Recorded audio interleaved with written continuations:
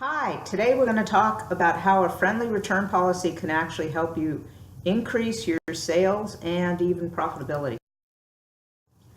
So returns are a big deal, and it's true for all merchants, but it's certainly true online. And because people can't touch and see and try on things before they purchase, your online rate is often more than double that of a brick and mortar store. It also runs higher during holidays and periods where people are buying for others. The other metric you may not be aware of is people are a lot less likely to return a $5 item. It's just not worth their trouble than something more expensive, which of course for merchants make them cringe even more. And when you look at the fact that nearly 90% of online shoppers have actually made a return, you can see a part of doing business. And yet as a merchant, especially if you're a small merchant, you're scared to death of returns. You're just afraid they're going to bleed you dry. You've got the cost of merchandise that may or may not be able to be resold. You've shipped it out. You've got return shipping. You have the credit card fees. You have the cost of your labor to pick and pack and process. And the fact that not every return is a good return. So I understand the fear. The trick is that you really need to kind of overcome your fears and figure out how to be smart with your return processes and policies. So what are the benefits of a friendly return policy? Number one, they increase your conversion rate because you've taken away one of the fears people have when making a purchase online, especially if you're a new or smaller company that doesn't yet have brand loyalty in their mind. Trust is the number one reason people will buy from you or not buy from you. And while there are many factors to whether or not your site is trustworthy, a friendly return policy can go a long way towards instilling confidence and getting them to buy from you. What you may not realize is that 77% of returns come from your repeat customers, and that if people know that you're going to back their buying decisions, they're a lot more likely to come back, to spend more money, also tell their friends. I think it's really important here to talk about loyalty and publicity. So you know what percentage of your customers come back. And if you have a referral program, you may even have a pretty good idea of who refers their friends. But what you don't know is what kind of free publicity you get. Now, if you give somebody a bad experience, they're 10 times more likely to tell every person they can. And in this day and age, that means bad reviews. And again, you're going to always, every store has some bad reviews. And as a business owner, it's important to you to reduce that. But what you probably aren't realizing is that these stellar customer service experiences can also get people to say really lovely things about you. I took this from a Facebook group that I'm part of with dogs as the topic. This was already a cut and paste. This had gone viral. The poor couple lost 2 dogs over a weekend, and the dog food they had just ordered, 2 big, giant, probably expensive dog food bags. There might have been $150 in dog food here, which is a big sale. They're expensive to ship when they weigh that. They called and said they'd like to return them, and Chewy's response, and Chewy is a great reference if you want to see customer service done right. Chewy just told them to donate the dog food, gave them a full refund, and even sent the memorial card. This left the loyalty that this couple has towards Chewy just amazing, and I'm sure they'll be back when they're ready to add more pets to their thing. I want to talk here a little bit about making sure that your customer support team is empowered to actually make decisions like this. I know their customer service people are trained, but this was a judgment call. I mean, there was certainly some policy that allowed it, but this was definitely a customer service rep who just made the customer feel important. And this is important to your business as well. And the result is it went viral. Many millions of people have read that story or something similar. So how important is your return policy? First rule of e-commerce generally that people don't read. And trust me, if you have a bad return policy, it's almost certain they didn't read it when they call and they complain because you're not willing to take back something they're unhappy with. Statistically, 83% of your site shoppers are going to check your return policy before they buy. This is huge, and this is going to impact your conversion rate. There's no question of that. Again, put yourself in the shoes of the shopper. If you know you can't return it, you know, how much more reserved or hesitant are you about making a purchase? The other interesting statistic is that 80% of customers expect free returns. You can thank companies like Amazon, Chewy, Zappos. Those are all giant brands, but only 25% of brands actually offer free returns. Depending on the competitive space you're in, this may represent a genuine opportunity. So I think it's really important to take a look here at the economic impact of returns on businesses. This research study was done a couple years ago at MIT Sloan, and what they found among the merchants they looked at was that of the customers, 52% returned product for genuine reasons. 47, actually almost 48% of people didn't bother to return anything ever, and the ever feared abusive returner was actually less than 0.5% of their customer. What's interesting is the economic impact on the business. So of those who actually return products, they spend nearly 10 times as much per year at the stores that were in the study.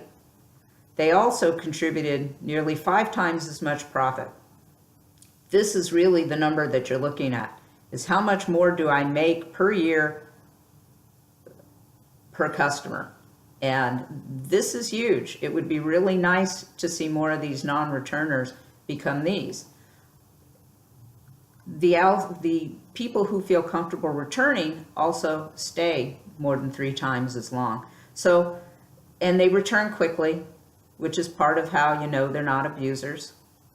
And they return almost 1 out of 4 items they buy. So this looks scary till you realize that the actual profit contribution to the business is worth it. And that's net profit. That's after the cost of the returns. The other issue you want to take a look at is these abusers. And you will want to come up with policies, perhaps even telling customers that they've abused their return policy. I know Home Depot does that. Even for live in-person returns, if you come back too often, they finally cut you off. They don't publicize that information, but I know it exists. Again, this is something you would probably want to take a look at and every so often and notify people that they're no longer going to be able to return products. You will lose them, but if they're losing you $1,300 a year, that's okay. You don't really want that customer. Now, how do you get non-returners to come back?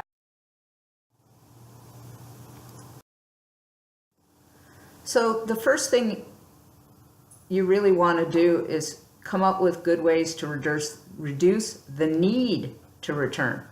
And that's really a function of knowing your customer. So again, these are general statistics. Your companies may be a little bit different, but more than half are returning because the product's the wrong size, 8% because it just probably doesn't work for their intended purpose, 12%, only 12%, you know, that's just a bit more than 1 in 10 just changed their mind, and 5% because they didn't feel the product was as described. So the reality is that if your product description and your images are terrific and thorough, you have the potential to reduce certainly 1 in 4, which is, you know, 57% of your returns. That's why most clothing companies now have size charts. Some have review systems where prior customers will actually say something like true to size, runs small, runs large. All of these help people buy better the first time around and thus reduce returns. So how do you handle returns profitably? Again, analyze the behavior of your customers. Why are products coming back? What can you do to reduce that? How often, what percentage are coming back? There's a lot of questions you can ask to figure out, and don't be afraid to ask your customers these questions. Are you competitive? Furniture stores are probably not going to offer free returns in most cases because of the expense of shipping things freight and the difficulty of shipping such large items. If you're selling, you really have to kind of take a look at your competition and see where you lie in the competitive market. I like to look at the stores that are a little bigger because then, those are the ones you're trying to overcome first. Most of us are selling products that compete against Amazon. That doesn't mean you need to be Amazon, but be aware that that does set a high bar expectation on the part of customers. And then again, how do you prevent abuse? There's a lot you can do. Some of it's just, again, going to be a cost of doing business. Unless you have somebody who has a repetitive pattern, there's not a lot you can do about that. I recommend being cautious with restocking policies. They can really hurt the initial sale. You may want to keep them, very limited to very specific use cases, if at all. Or maybe that's something you do with, again, items that are kind of hard to return. So you also want to streamline your reverse logistics. Reverse logistics is the return process. The less human involvement, the less your labor cost is, because there is a cost to sitting on the phone with somebody, answering an email, printing out a label, getting it back, putting it back on the shelf. So you want to reduce your costs there.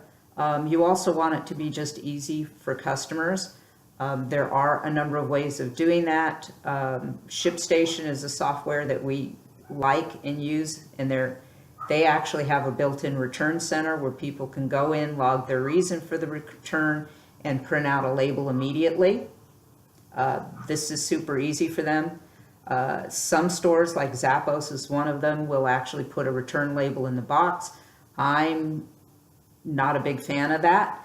I don't really want it to be that easy, but again, these are things you may want to test, because ultimately you're looking for the sweet spot where what it costs you is less than what you gain. And that's really how you drive most of the decisions on your site. If I do this and it costs me this, what do I get back? If it costs you $15, but you actually net $25, that's a $10 increase in profit. So this is what you want to look at. Most stores are going to want to limit the time for returns. Everything is testable and everything should be tested. Stores that went from 14 days to 30 days actually saw their conversion rate rise by 57%. And when I say return policy, honest and ethical businesses start that clock once the customer has it in their hands. I have seen, especially in the supplement businesses, return periods as short as 14 days from the date of order. And of course, they ship those products out late enough that people can't return them. So that's not a friendly return policy, and you'll end up with a lot of complaints. And remember, those complaints often go public. So do those things if you really don't want people to come back. So in summary, test the length of your return period. So the statistics in the MIT report showed most returns happen under 23 days. So let's say you have a 30-day return policy now, which is typical for most of your competitors as well. What if you test 60 days? What happens? Keep data on everything. Do you get more returns? You may find that you get a lot more returns. Statistically, you probably won't.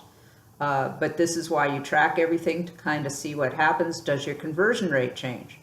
If your conversion rate goes up and you don't see a lot more returns, you may be onto something. And some stores, and then, so let's say your data says 60 days did make me more money, I'm going to test 90 days. Now, there's two ways to test. One is you can use something like Google Optimize or Optimizely to A/B test the offer that's being shown to people. The drawback to this approach is that you're going to have to assume everybody saw the longer period, in which case you're just testing for conversion rate.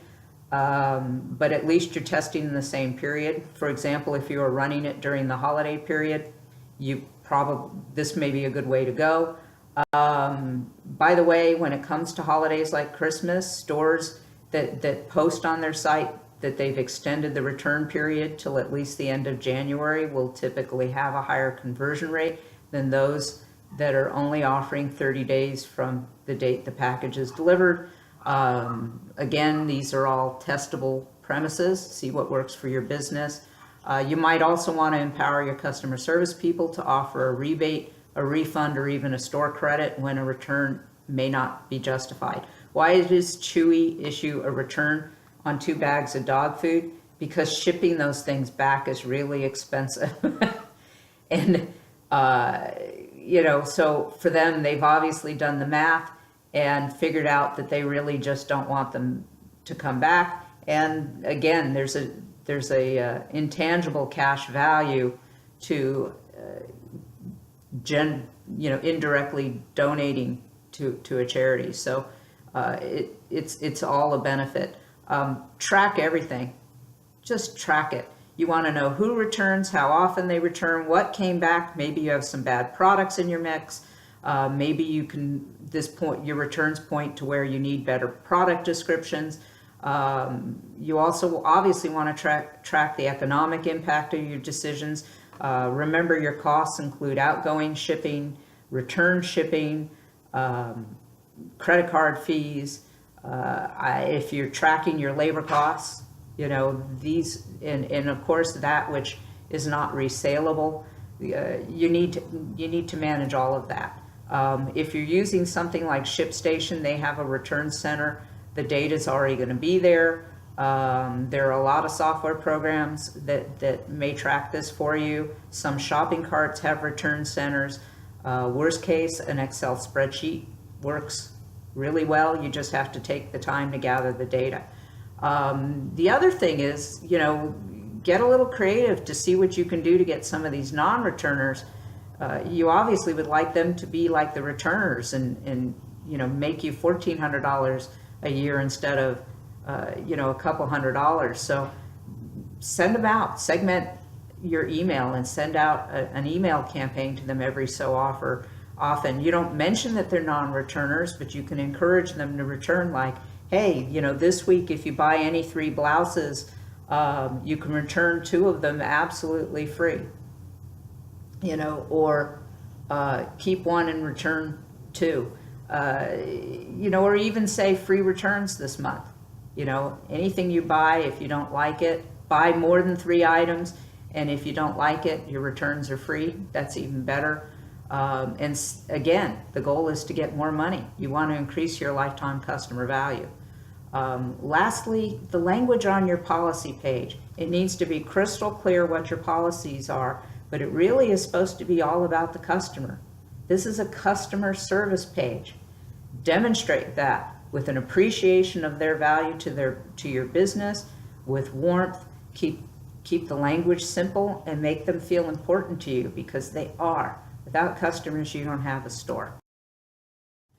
For more information on returns or other ways to make money with your store, check out our website. We have, and I'm completely unbiased, a terrific blog full of all kinds of actionable items that can help you make more money.